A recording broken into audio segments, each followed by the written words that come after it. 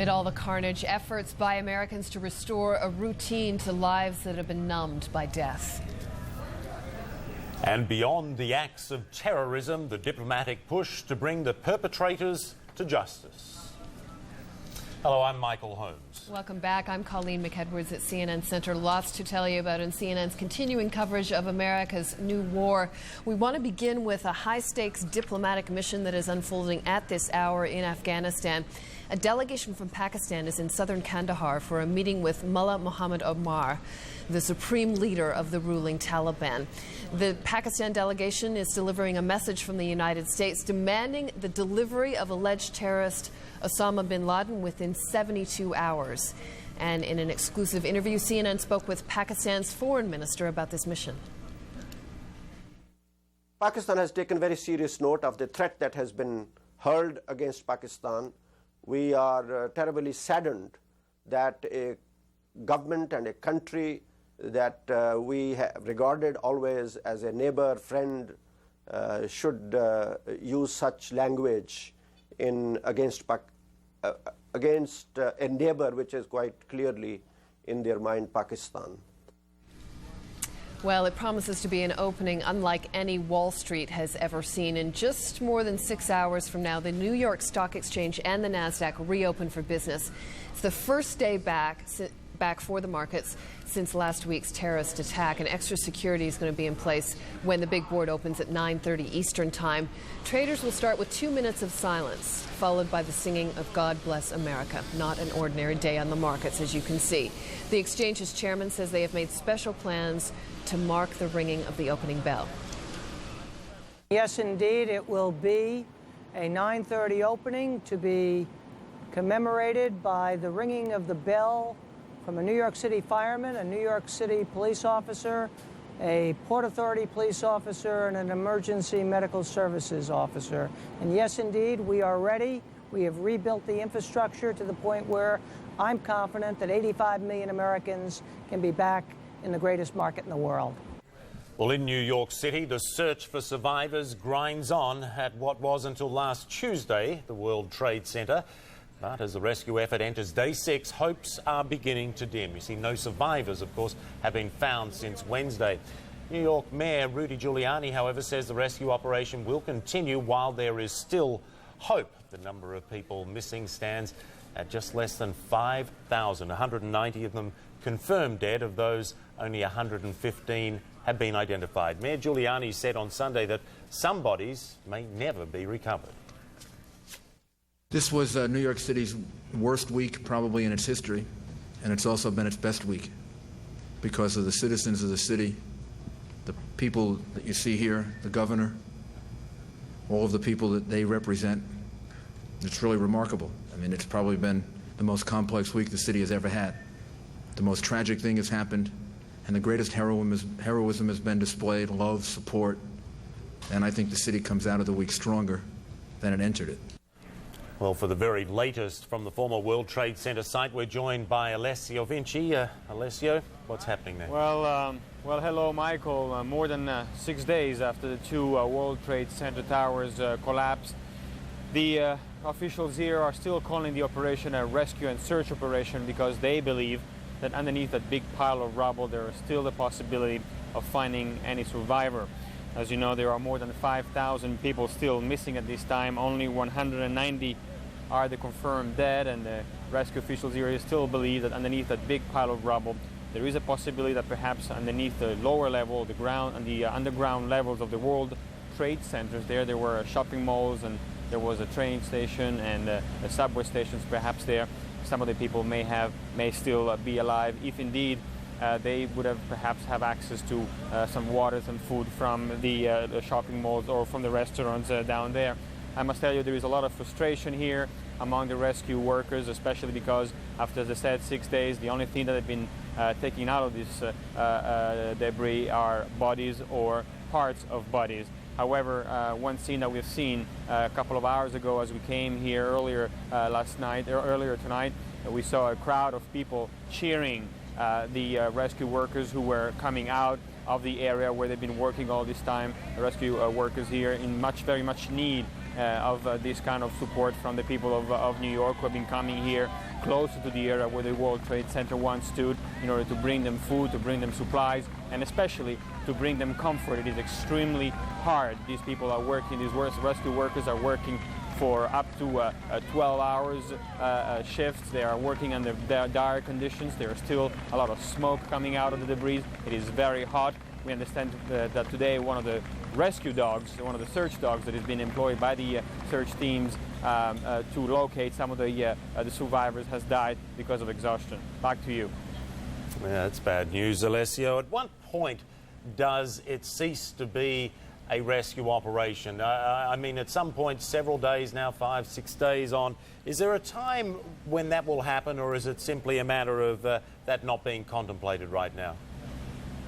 You know, Michael, in walking around the area here, looking closely at the debris, one really wonders why the officials here continue to believe that there might be still some people alive underneath this huge pile of rubble. I mean, you must understand, you must remember, perhaps in the first early days of this tragedy, when the two towers were still on fire and then they went down, they collapsed. It is really unlikely, as Mayor Giuliani said, that anybody would be found alive. That Mayor Giuliani said that it would be possible that no bodies would be found, especially because most of them perhaps burned. There was two jetliners that crashed into the towers that were supposed to fly across the United States. They were filled with jet fuel, and that fire certainly has burned many people. And therefore, it is very difficult to say at this point when the operation will begin a recovery operation. It is well now into the 6th day, and the officials here still want to give some hope, especially because perhaps a lot of the people, a lot of the parents and the survivors of this tragedy still believe that there is a possibility that underneath that pile of rubble, some people may still be alive, and therefore, perhaps by trying to keep the spirits high, they want to keep this operation still ongoing and try, perhaps, underneath, as I said, underneath that rubble, be able to find somebody alive. Okay, looking at those aerial pictures there again, what a scene. Alessio Vinci. Thanks, Colleen. All right, let's turn to the investigation here for just a moment. Officials who are doing that investigation say that they face a complex web of terrorist organizations, but they are reporting some progress again. On Sunday, arrest warrants were issued for 2 more material witnesses thought to have information vital to the investigation. A pair of material witnesses is already in custody. FBI agents also raided an apartment in New Jersey belonging to 2 men who were detained in Texas. CNN's Eileen O'Connor has details now on the investigation. On Wednesday, authorities stopped an Amtrak train from St. Louis to San Antonio and took into custody 2 men, Mohammed Jawed Asmath and Ayub Ali Khan, on INS violations. Sources say the 2 had been booked on a flight from Newark to San Antonio on Tuesday. It had been diverted to St. Louis. Law enforcement sources say the men also possessed a chilling item: box cutters. Barbara Olson, wife of the Solicitor General, told her husband on a cell phone call from American Airlines Flight 77 that crashed into the Pentagon that the men who hijacked her plane used box cutters. She told me that she had been herded to the back of the plane. She mentioned that they had used knives and box cutters to hijack the plane. She mentioned that the pilot had announced that the plane had been hijacked. I believe she said that. I had to tell her about the 2 airplanes that had hit the World Trade Center. Law enforcement sources are looking into the possibility that Asmath and Al-Khan were headed for this house in San Antonio, owned by a man with a similar last name to 2 of the hijackers. He's now in custody on potential INS violations. They are also looking into this residence in Jersey City, New Jersey. Both Al-Khan and Asmath lived here. The FBI searched the home, and sources say are finding the information helpful. They are also looking into the possibilities that other people connected to the hijackers used this address at one time or another. The home in Jersey City is close to the mosque where Sheikh Omar Abdul Rahman used to preach before he went to prison for his role in inspiring the first attack against the World Trade Center in 1993. Eileen O'Connor, CNN, Washington. Well, as it maps out its response to last week's attack, the White House remains mindful of public reaction. Kelly Wallace now reports President Bush and his team of advisors face the sensitive task of reassuring the country while preparing for possible war. After huddling with his national security team at Camp David, President Bush returned to the White House with the First Lady and urged Americans to try to get on with their lives. Tomorrow, the good people of America go back to their shops, their fields, American factories, and go back to work. Our nation was horrified, but it's not going to be terrorized. Mr. Bush in a 15-minute session with reporters showing so many different faces. Disbelief that hijackers could crash into buildings filled with innocent people.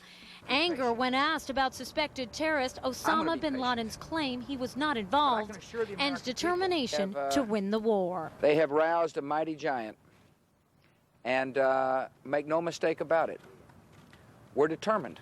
The president's words, part of a full-court administration offensive to reassure a jittery public. We're pursuing over 40,000 leads. They can't destroy America. Things have changed since last Tuesday. The world's shifted in some respects.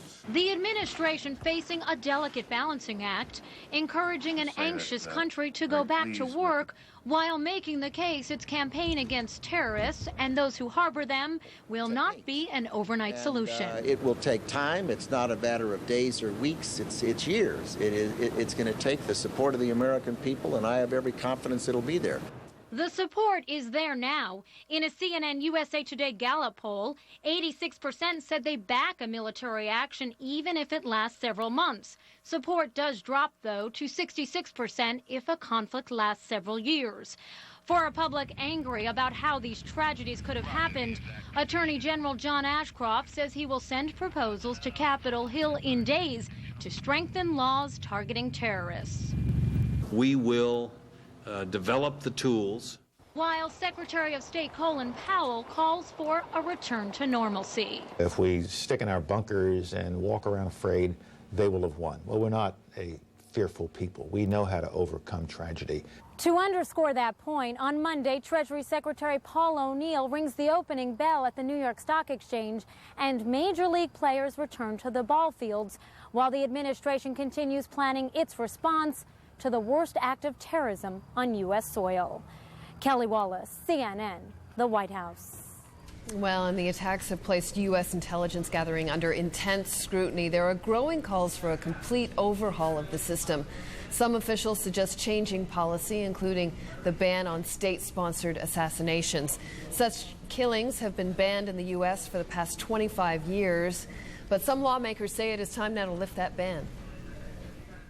The reality is, if you're dealing with a terrorist, the only effective defense you have is good intelligence that leads you to who they are, where they are, what they're planning to do, and then the capability to apply that good intelligence in order to take them out before they can commit another September 11th.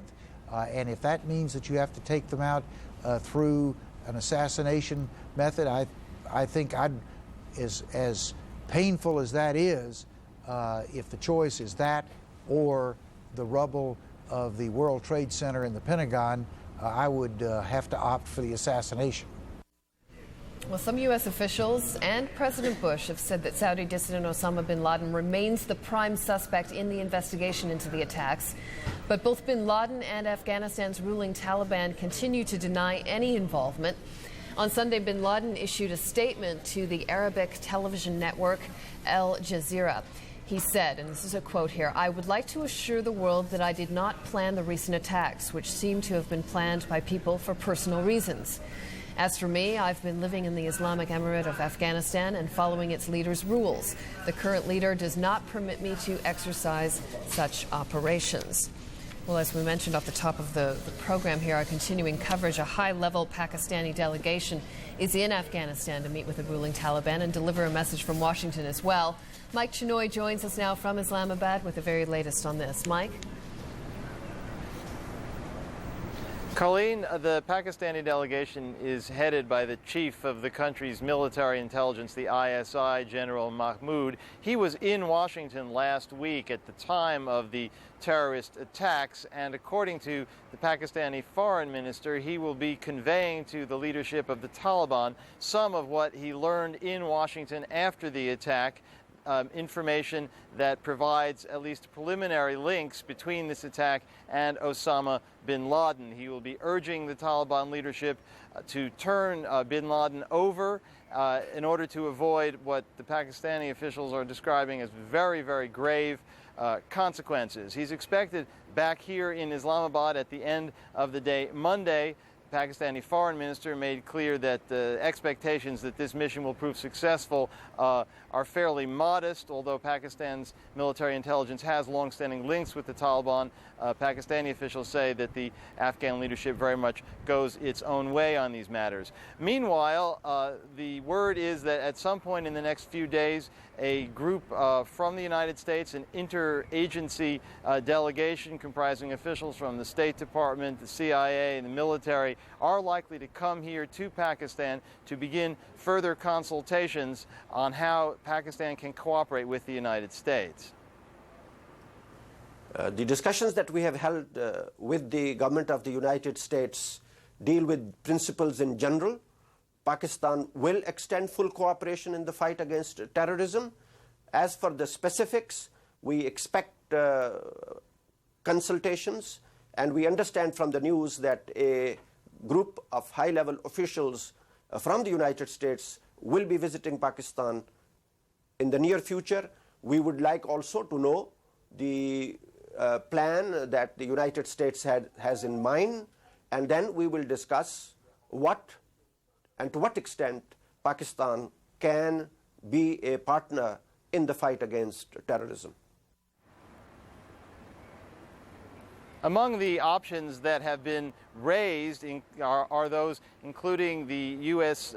Aircraft flying over Pakistan on missions in Afghanistan, intelligence sharing. This could be particularly crucial because, as we've been noting, Pakistan's military intelligence does have long-standing ties with the Taliban and probably knows more about them than any outside group. There's also a possibility, of course, that American troops could be based here, pre-positioned here to move into Afghanistan. That raises, however, some particularly sensitive political questions for this government. There have already been critical voices raised, especially among the Islamic fundamentalist groups here, warning the government of President Musharraf not to give that kind of support to the United States for any action against a neighboring Muslim nation. So it's a very, very sensitive issue, but authorities here are saying that Pakistan is prepared to do whatever is necessary to help the U.S. Colleen? Well, and how serious is that, Mike? Because we've heard Pakistani officials as soon as just a couple of hours ago seeming to be saying, look, the rest of the world has got to realize we've got our own domestic situation here. You may need to temper your expectations because of that. I mean, to what extent could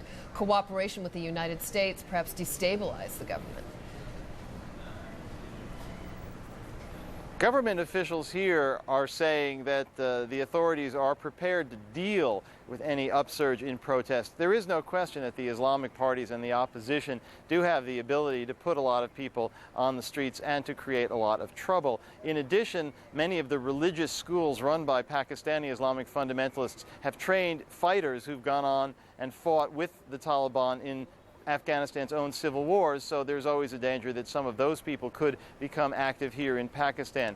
Nonetheless, it's very clear that the government and the ruling elite are by and large united in their desire to side with the United States. In the past, the Islamic fundamentalists have posed a consistent pressure group on General Musharraf, and it may be that if this plays out in a good way for him, that he will end up both consolidating his position and neutralizing the threat that they now pose. Nonetheless, there is every possibility of some trouble on the streets, although how much will depend to some degree also on how effectively the president makes the case. And we are told that either later today or on Tuesday he will address the people of Pakistan and lay out his reasons for siding with Washington. All right, CNN's Mike Shenoy in Islamabad. Thanks. Well, more now on the wider international reaction to Tuesday's attacks. I'm joined from London by James Geary of Time magazine.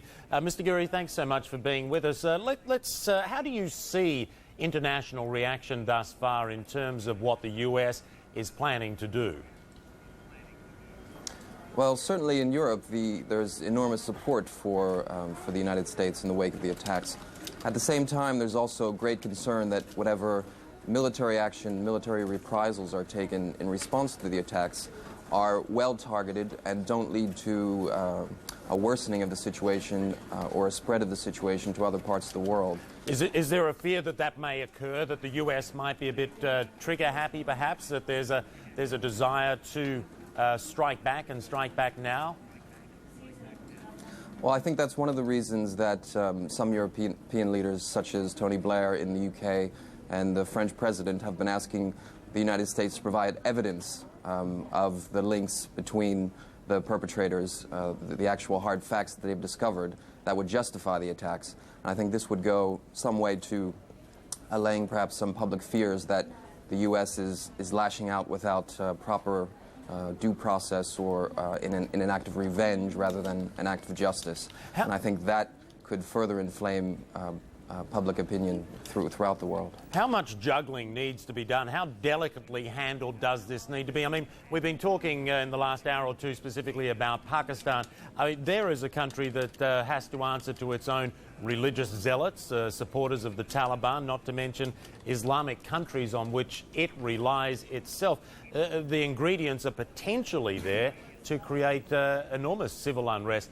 How difficult is it going to be for the US to fight this war without upsetting someone somewhere? Well, I think it will be impossible. I think people will be upset in many places. And I think that's also part of the diplomatic concern here in Europe. There's more of an emphasis on a diplomatic offensive, if you will, to go along with the military response. And you can envision something such as a Marshall Plan for the Muslim world, for example. I think European leaders feel that it's important for the U.S. to show that this is not a clash of civilizations. In fact, that's just the way the terrorists present this conflict, that it is a battle between civilization and barbarism. And I think some kind of diplomatic, economic, political gesture towards Muslim people and Muslim governments in the world would be most welcome. And that would allay some of the fears about a military response, I think. And the fact that striking hard may just sort of provoke the anti-American fanaticism that it's designed to eradicate. How do you see the future of the word alliance? You know, alliances when we think of NATO and we think of other pacts around the world. If we're going to be looking at alliances between the United States and Islamic countries, it really changes the very nature of the word alliance, doesn't it? It does indeed, and I think that could be one of the positive things that results from this horrific situation. If, for example, in the Gulf War, if a similar alliance to that one could be created and sustained, and I think that's the crucial point, that when military action does take place, and it certainly will take place, and I'm convinced it will be massive military action, that along with the economic and diplomatic and political efforts that I mentioned earlier, if these things can be held together and sustained for the period of time it will take to deal with this problem, and that could be certainly months, perhaps years, I think that could lead to more stability throughout the world, James, including the very Islamic. Briefly before I let you go, I've got to ask you, you were just talking about the importance of softly, softly, if you like, and then you said you're expecting a massive response. How do you see those two views tying in? Well, I think a massive military response is required, given the nature of the attack on the United States. I don't think the U.S. government or the American people would settle for anything less. But as I said, that won't solve the problem of world terrorism. That just, in many ways, could exacerbate the problem and lead to the recruits of more like-minded people, especially if civilians are involved. So I think a two- or three-pronged effort is necessary. The military aspect is certainly probably the first thing that will happen, to be combined with perhaps economic aid and a major diplomatic push to address some of the underlying issues that feed this kind of fanaticism. So I see these things working together. Okay, James Geary of Time magazine in London. Thanks. Colleen. All right, Michael, stock markets in Europe have opened for business with about 30 minutes of trading under their belt right now. Let's go to Richard Queston, our London bureau, for a first look at the numbers. Richard, how's it looking? Hello, Colleen. It's a very big day indeed. Of course, Wall Street will start trading in about 6-7 hours' time, first time for 4 days and following the attack. And the European markets have just opened. I remind you that there were some very sharp falls in Europe on Friday. This is how things are looking at the moment. London's FTSE, well, you can see just as small gains and losses, really, across the board. 2 up and 2 down. London and Frankfurt both are up, small gains, and Paris and Zurich down. Zurich is off quite sharply, down around 96 points, over 1%. And that's largely because of what's happening in the airline stocks. Airline, of course, shares are of key concern to investors this Monday, with several large US carriers announcing over the weekend that they'll cut back their schedules by 20% and lay off workers, in some cases tens of thousands of workers. Liz George is at the London Stock Exchange to give us an early look on how Euro airline stocks are faring. Liz? Richard, thanks very much indeed. I'll take you across and show you the share prices immediately on those major airlines in Europe, and you can see that all of them are being sold off very sharply first thing this morning. You've got British Airways down another 2.42%, bearing in mind that British Airways actually lost about 36% of its share price over the last week, and on Friday it lost 15.8%, so we really are seeing a sell-off going on these airlines. You mentioned the Zurich Bourse being fairly sharply being sold off, and Swiss Air as well, you can see, is one of the reasons for that. It's down 10.26% this morning, a big sell-off going on there. Lufthansa, Air France, right across the airline sector, we're seeing all of those stocks really being sold off, and that's despite the fact that a lot of these airlines are beginning to get their services back to normal. Again, we had British Airways saying that it was flying about 70% of its normal services from Heathrow and 80% from Gatwick to the States, and Lufthansa is flying 25 of its 26 flights to the States. So although the fact that these airlines are actually getting their services back and flying as normal, we're still seeing their share prices falling, their shares being sold off in the markets. That's really on the back of the fact that the industry is going to bear a big cost for the fact that services were shut down over the last few days. In the US, the industry is facing a bill of something like $1 billion. So really, that's going to hit these share prices fairly hard. And the volume is also going to be slackening off. And they're saying that really volume's going to be slackening between 30 to 50%, really looking ahead as well. So it's not a good picture for the airlines, and they're all being sold off today. Richard. Liz George, many thanks indeed. Perhaps an indication of the instability now that we are starting to see and the worrying global situation. Gold has just opened in London. It's up $4 an ounce at $290 an ounce. Gold, of course, often seen as the last refuge in times of crisis. And stocks in the defence industry actually appear to be bucking a trend. Hardly surprising, of course, because when things get grim, people move into defence stocks. In the case of defence stocks, in a time like this, they will do. We look like we're going to have a protracted period of war zone thought process. And therefore, in the United States, Lockheed Martin, who make jets and things like that, they are going to do extremely well. And over here, we've got British Aerospace, and in France, EDS. And that's the sort of stock that I think people will be looking to make some money out of during the course of the weeks to come. That is a traditional move, of course. Defence stocks always seem to gain when there are times of global instability. To the dollar now, and a quick look at how the currency markets are trading. Traditionally, one would have seen a flight to the dollar at times of unease, but not at the moment. These are the way the rates are trading at the moment. The euro, a strong gain, and now trading at 92 US cents. The Japanese yen has put on a cent in the past 24 hours, and sterling too is up at 147.69. Of course, in 6 hours, the New York Stock Exchange reopens after the longest closure since the Great Depression.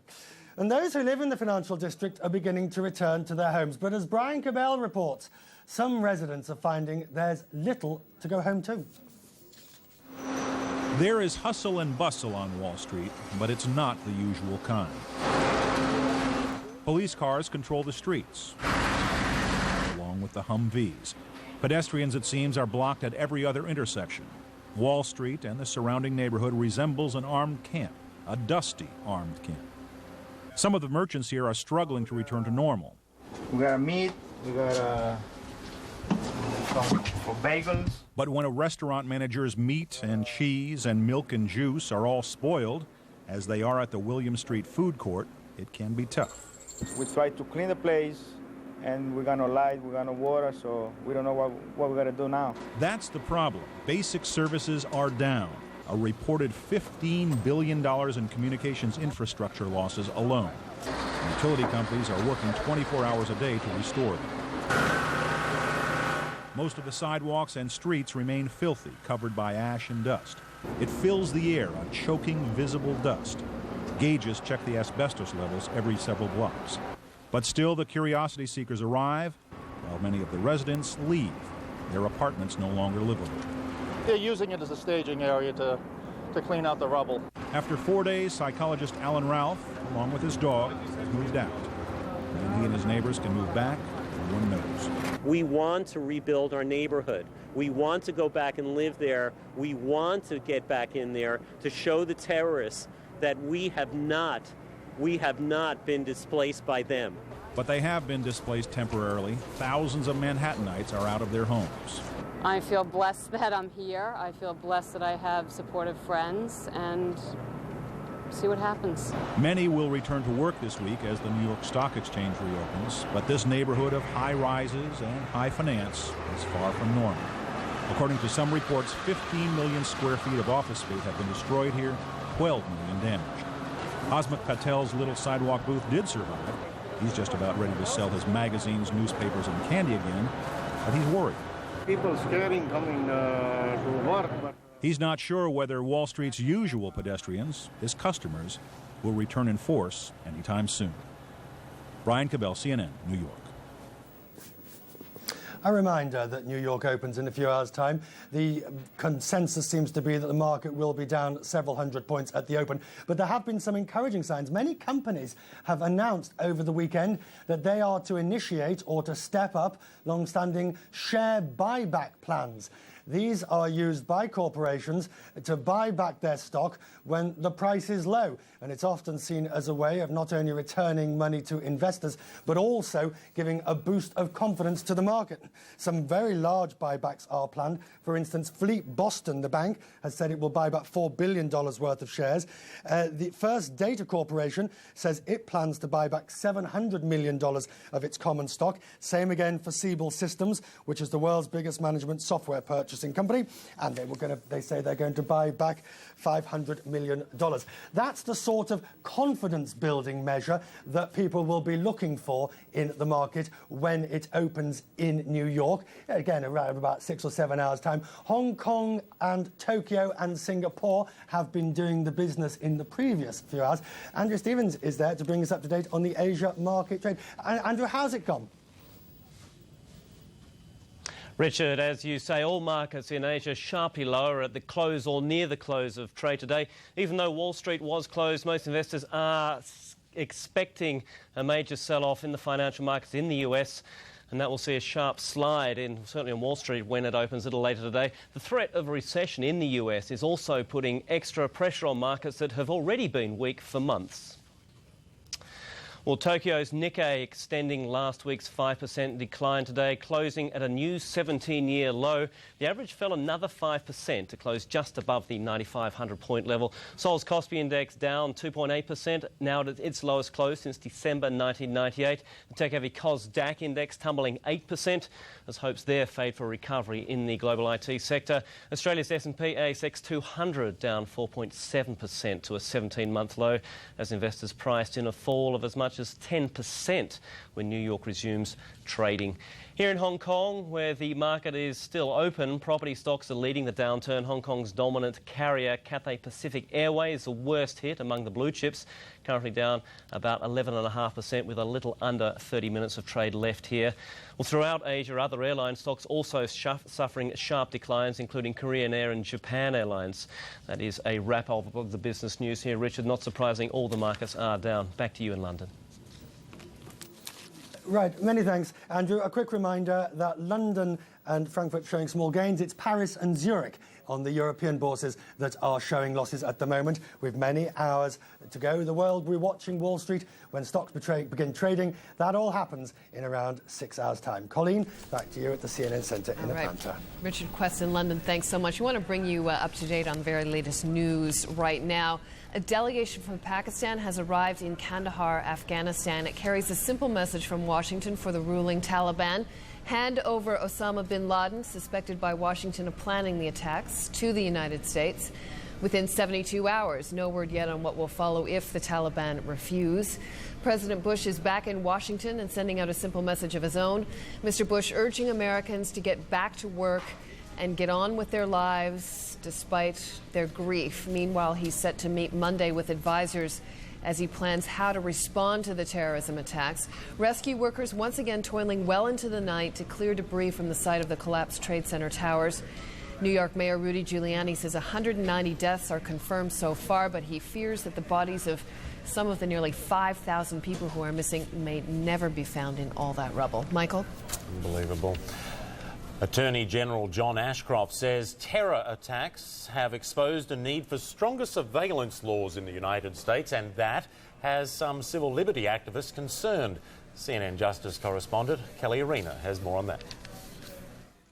The Attorney General aggressively hit the airwaves. His message? The FBI needs increased authority to protect the nation against terrorism.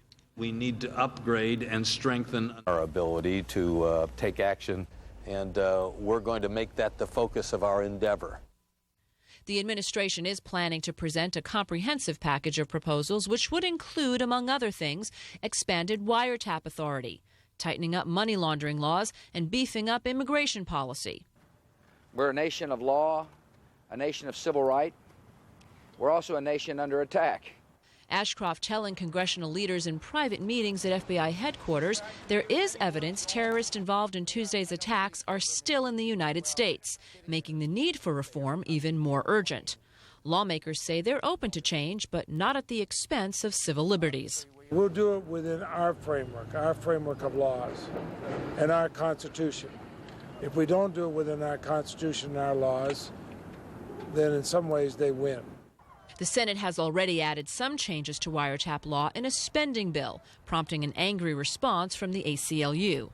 It said, quote, at its very first opportunity, the Senate passed legislation that threatens privacy rights without receiving any public showing that it would make us any safer.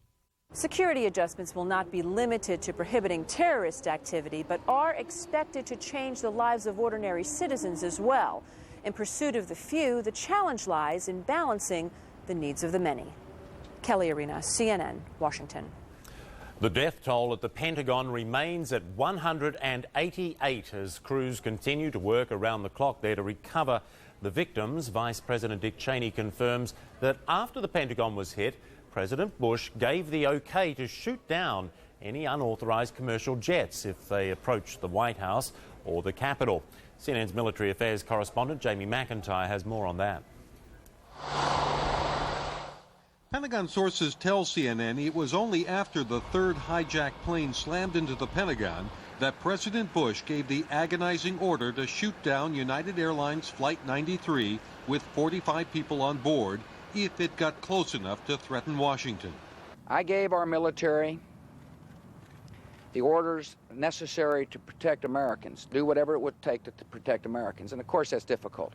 The President made the decision on my recommendation as well, wholeheartedly concurred in the decision he made, that if the plane would not divert, if they wouldn't pay any attention to instructions to move away from the city, as a last resort, our pilots were authorized to take them out. The Boeing 757 crashed in Pennsylvania, apparently brought down when passengers tried to overpower the hijackers before the grim orders had to be carried out. Soon, the whole country would become a no-fly zone, enforced by U.S. military fighters. In response to the unprecedented hijackings, the FAA ordered all flights to land. And this replay of FAA radar data shows the amazing clearing of the skies as 4,500 blue dots disappear. In retrospect, Pentagon officials say there was almost no time to react. It wasn't until United Airlines Flight 172 struck the second tower of the World Trade Center at 9:02 a.m. that it was clear the United States was under terrorist attack. Because of its peacetime posture, the U.S. military was simply not in position to respond. Anyone who has looked around the skies over the past several years knows that we do not keep aircraft in the air to anticipate some local situation like that. According to a timeline provided by Pentagon officials, the North American Aerospace Defense Command, or NORAD, was notified at 9:25 a.m. that a third plane was hijacked and heading toward Washington. 10 minutes later, at 9:35 a.m., 3 F-16s screamed at supersonic speeds to Washington from Langley Air Force Base, Virginia, covering the 130 miles in 14 minutes. But the Pentagon was hit just 3 minutes later at 9:38 a.m. And by the time this F-16 showed up at 9:49 a.m., the fighters could only circle and look for other hostile planes. But even if the fighter jets had arrived on time, downing a jetliner over the congested urban area that surrounds the Defense Department might well have resulted in higher casualties than the 124 people killed in the fortress-like Pentagon. Military pilots patrolling the Washington-New York air corridor do not have carte blanche to shoot down any suspect plane. That still has to be approved by the president on a case-by-case basis. But if an airliner is hijacked and it's headed for a densely populated area, the White House is ready to sacrifice the civilians on board to potentially save more lives on the ground. Jamie McIntyre, CNN, The Pentagon. The U.S. says it is at war, but it is difficult to say with whom. But it has issued some stern warnings, including some directed at Afghanistan. On Sunday, Secretary of State Colin Powell directed some of the strongest words yet to Afghanistan for harboring Osama bin Laden and his al-Qaeda network. And we're going to make it clear to them that they must comply with previous directions they have received from the United Nations and other organizations to stop this, to expel this organization, to destroy this organization, or to help us to destroy this organization. And they will be held accountable for the support they have given to this organization if that's who we finally determined is responsible and we're going after them. They will have to make their choice, whether they want to be in the receiving end of the full wrath of the United States and others, or whether they want to get rid of this curse that they have within their country. I'm not carrying an expectation. The only thing I'm looking for is results. They either do or they don't. It's binary, yes or no. You either respond to this crisis, this tragedy, this horrible thing that was perpetrated by perhaps al-Qaeda and Osama bin Laden, and all the indications point in that direction.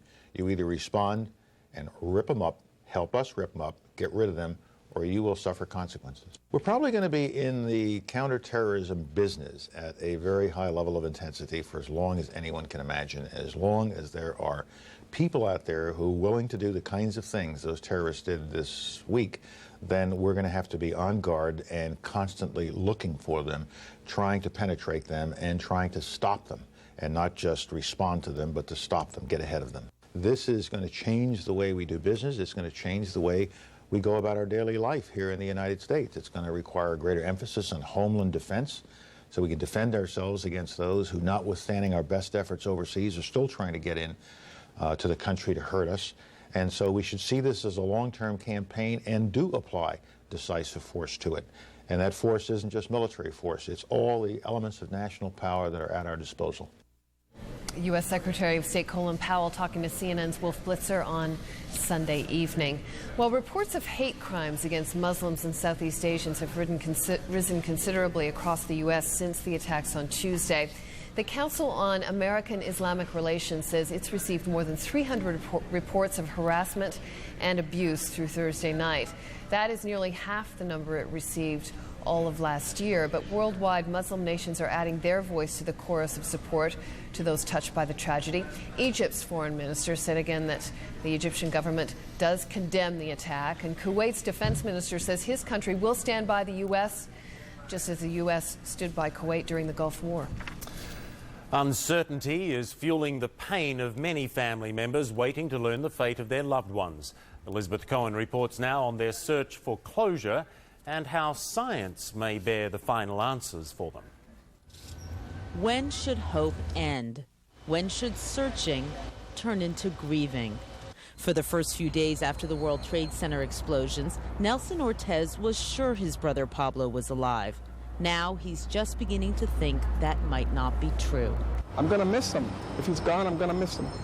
Nelson does keep searching because he has some hope.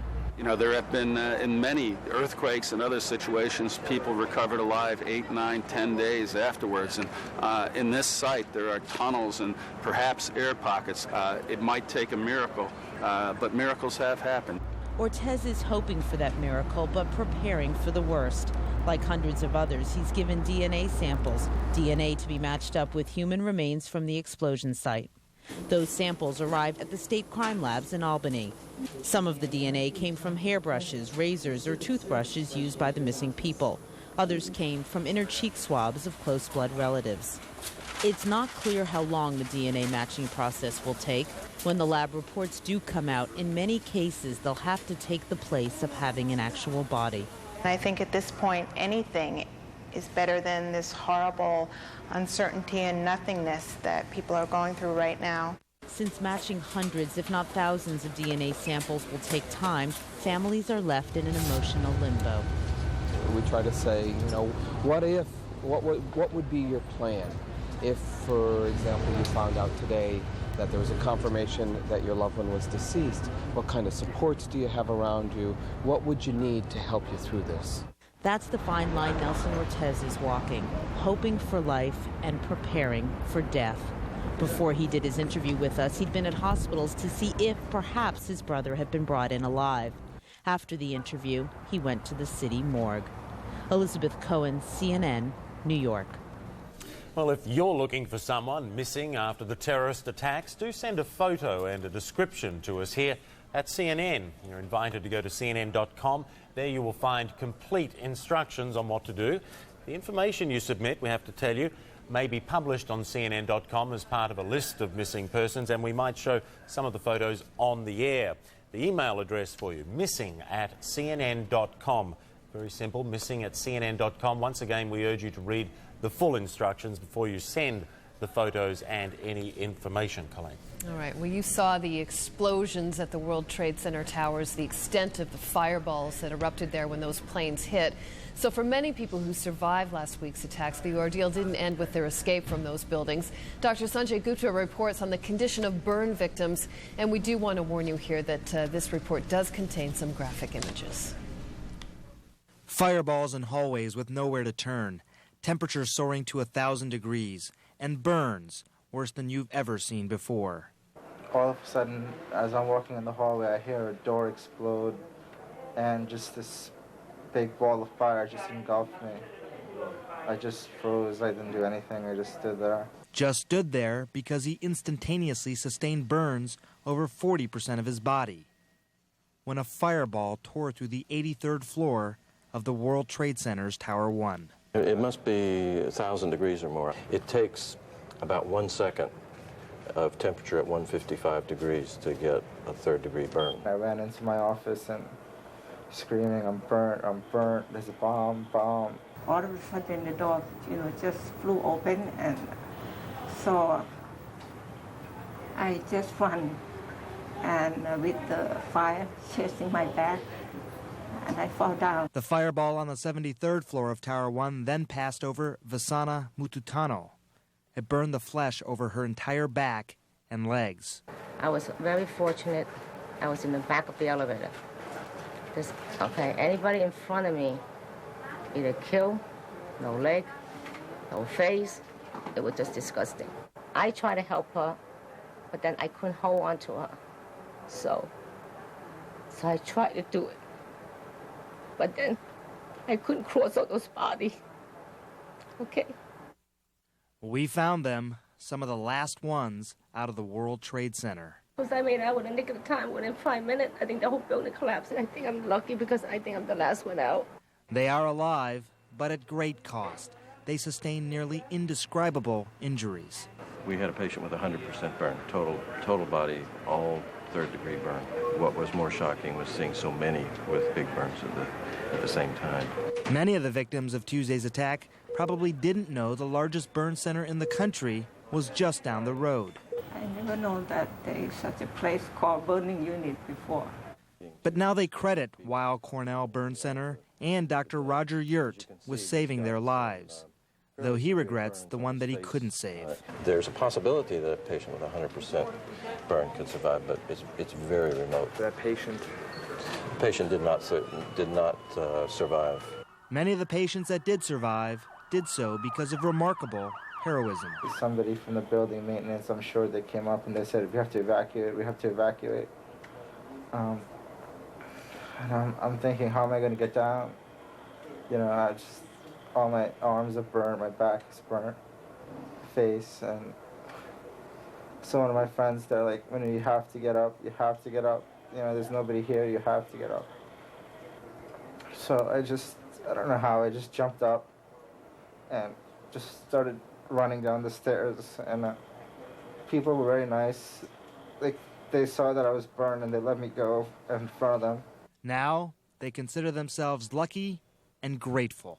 All the doctors and nurses with international faces around here, they're very kind to me. They don't even know me. I'm just fortunate to be here right now. But that luck comes at a price. I'm very, very, very lucky. But any of my friends who's up in the 7th floor, either they got crushed or on the way down to the stairs, they were made. Ling Young lost all of her coworkers that day except for one, her best friend. Together they escaped, though they encountered separate fires along the way and made it to ground just in time. She said, I can't breathe, I gotta get the hell out of here. And they said, no, we gotta wait for one more. She said, if you don't let me get out of here, I'm not gonna be able to make it. Finally, the EMS said, okay, let's go. After we turned around the corner, the whole building collapsed on us. Surviving the attack took minutes. Surviving their burns may take months, but their traumatic memories will last a lifetime. Dr. Sanjay Gupta, CNN, New York.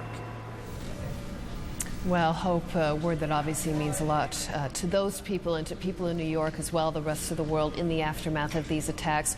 Workers in Lower Manhattan dig on at this hour, hopeful of finding someone still alive under all that debris. Mayor Rudy Giuliani says more than 4,900 people still missing. Expectations are high, too, ahead of the opening of the New York Stock Exchange. Major U.S. markets open for business less than 6 hours from now. Officials say they want to send a message that major institutions are strong enough to overcome any terrorist attack. Michael? Thanks, Colleen. Well, as you would expect, Americans who need to travel have had to adjust quickly to a radically altered set of priorities, as you would imagine. As Lisa Leiter now reports, even the normally impatient business traveller, however, is not complaining. Please proceed now to the pickup course. Chicago's Union Station is jam-packed this Sunday afternoon. Amtrak ticket sales have surged 50% since Tuesday, especially for long-distance trains, like the one this medical researcher took from Boston to Chicago, en route home to Albuquerque, New Mexico. It was loaded. I think every seat was taken. Greyhound also reports a 50% jump in sales, and in some cities near airports, business has tripled or quadrupled. Many business travelers are avoiding the airports, whether it's because they're afraid to fly, their flights are canceled, or they just want to avoid crowds and delays.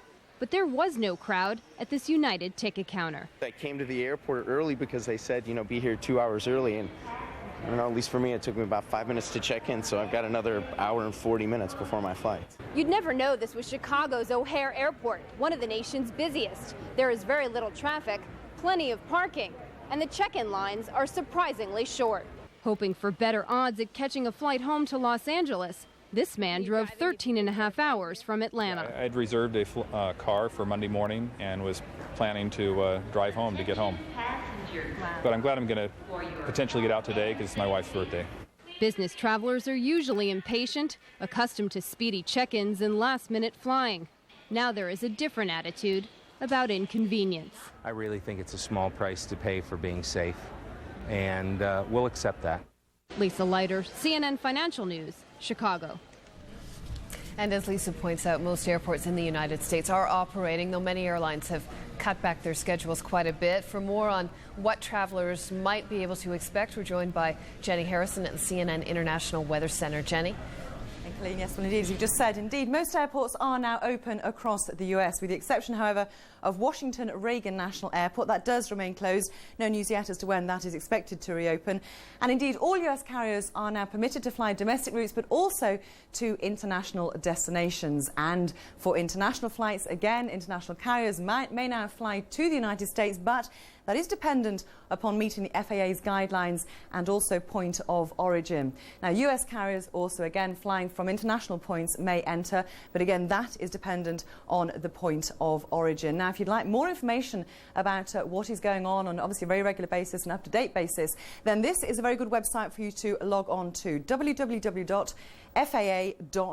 And on that site, you'll find a comprehensive list of all the airports within the US that are indeed open, and obviously it's updated regularly, and also some very good answers to some much asked questions. For example, have you got the right ticket, how long you do have to check in, that sort of information. Now, obviously the weather also affects travel, and just to say, through Monday, chance of thunderstorms along this frontal system, and that does mean the potential for weather delays for Dallas, Fort Worth, Chicago, Denver and Phoenix. Back to you, Colleen.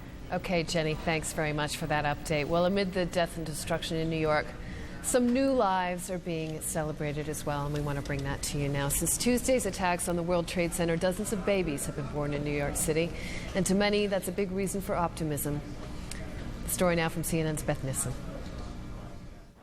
The outside walls of New York University Medical Center in Manhattan are papered with the names, descriptions, and photos of the missing.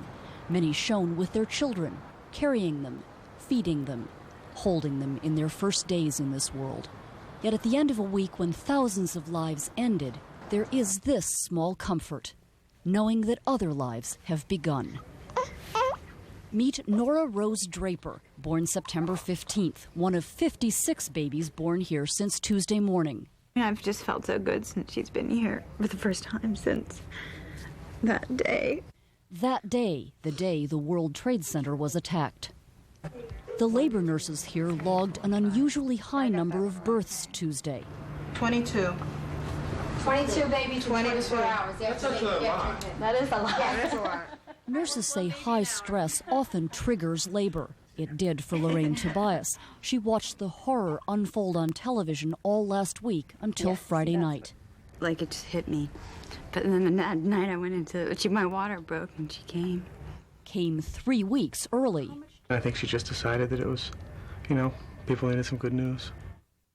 Little Max Edelstein's safe arrival was good news for his parents, too.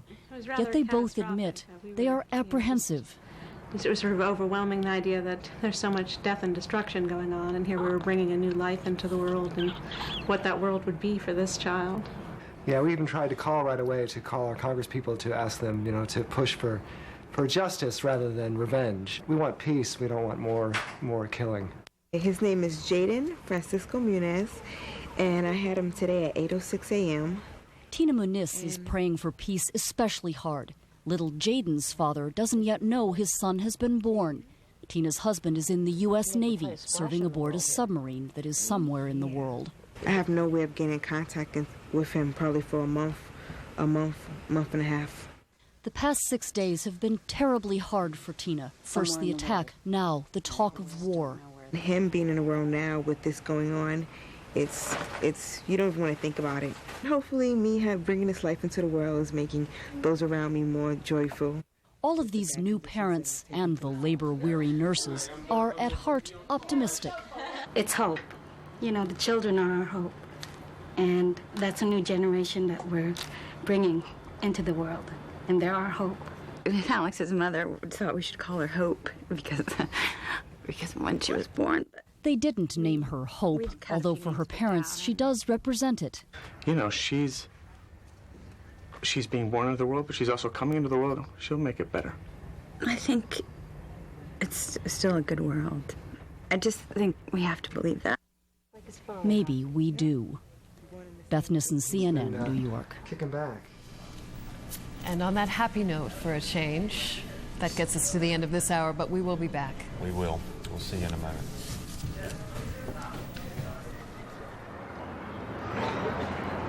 In Hebrew and Christian scriptures, the day is said to begin and end at the same time. As mighty as the towers were, they did not represent will be the same light that she holds in the harbor and is open to the world. Make